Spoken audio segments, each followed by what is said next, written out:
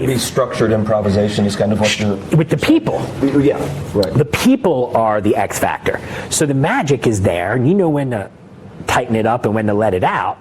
But the people, what I'm trying to do, and this is what makes this particular situation so challenging for me, is because this is a very interesting hybrid of a live show and a not live show. Mm-hmm. And so you got to play for the viewer, first and foremost, and you've got a real audience here that's here to help you and give you a little energy. But my entire trip as a performer is all about working with you. And so if there was no you here, I would have a heck of a lot easier time knowing how to connect with the only audience I had. But what's really hard for me to triage when I'm trying to work the show is how to ignore living, breathing people in front of me enough to play to this one spectator here in the middle. And that's a challenge, right? Because all that I'm playing when I work is the eyes of the people. And what I'm trying to do with, you guys notice I have a certain kind of repartee that I do, certain kind of chatting. And this is something that, Juan Tamariz talks about. I never realized I felt the same way for years.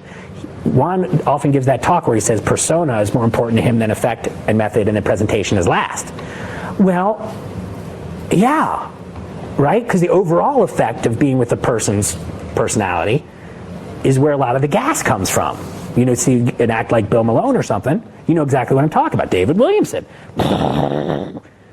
It's not that there's real strong, clear effects underneath it, or else they get lost entirely by that persona, which is like on top, right? So what I'm trying to do with the magic is use it as a chance to poke the people, let them realize, wait, this isn't a show, it's a conversation. Hey, we're allowed to hop in there. This guy can handle it. We can do whatever we need to do. We can be free, we can party, we can be at this magic show. And this magician isn't afraid of that. He wants it to happen. He wants us to be in it. And when that happens, we all create it together. And then everyone leaves knowing they had a truly unique experience. And yeah, in the middle of that are some really strong, hopefully very clear effects. But they are just sort of nestled into another construction layer, which is this overall experience of being out and sharing this thing with a bunch of people.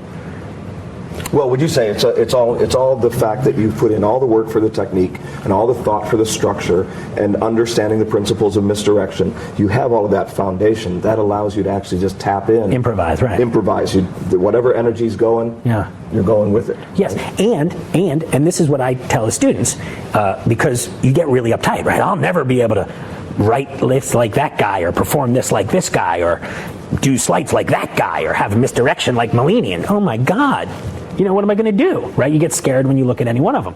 But what you do is you work in all of them, and you eventually discover they're each a different line of development. They're each a different kind of intelligence. And what you discover is that there's a couple of those lines of development that are strong with you.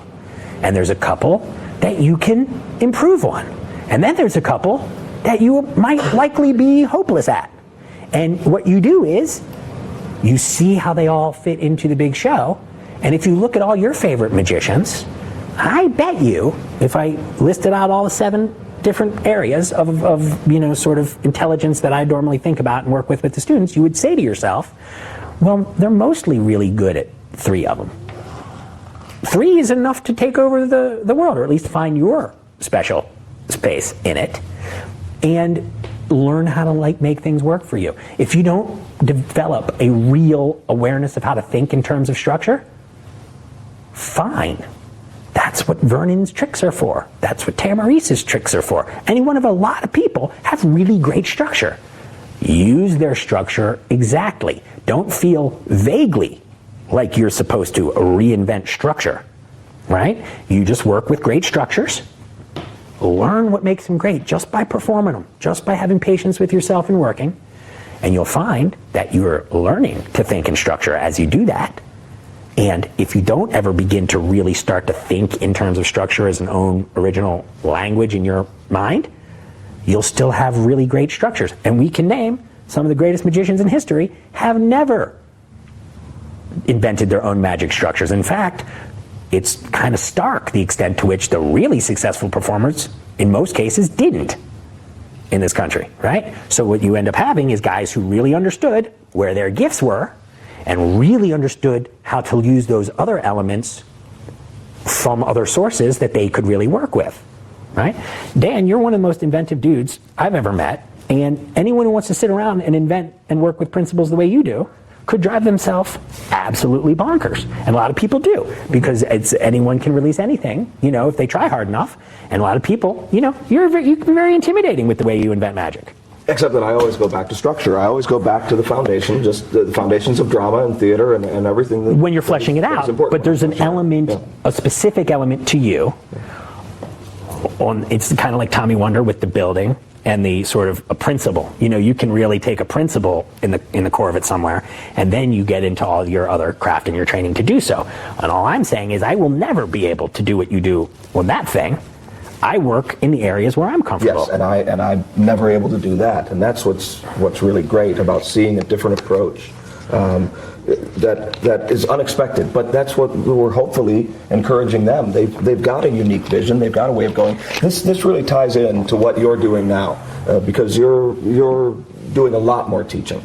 I love it, and a lot more of it is about what really matters, as opposed to just here's another trick. Tell us, are you establishing a new kind of a thing, or working on? Well, yeah. something? I've got I work with probably 30 students one-on-one right now. Okay, so this is that's Skype. Skype, internet mentorship. It's lessons. It's magic lessons. Yep. So imagine, so we don't have brick and mortar magic stores in the same numbers that we used to, and that I think is one of the things, one of the gaps in our wonderful learning. Now, the internet has given us so much power, so much empowerment, and so many chances to grow. All I do hope is that people find a way to fill in those gaps and see the things where it's not yet as smart at giving us.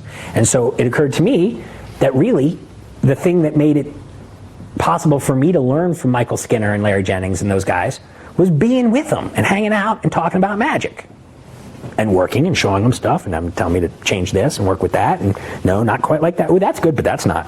And doing that over and over again. And we used to live in Las Vegas. We used to see Michael twice a week, Michael Skinner twice a week. We used to have 3 lunches and 2 meetings, and we were all magic all the time. All magic all the time.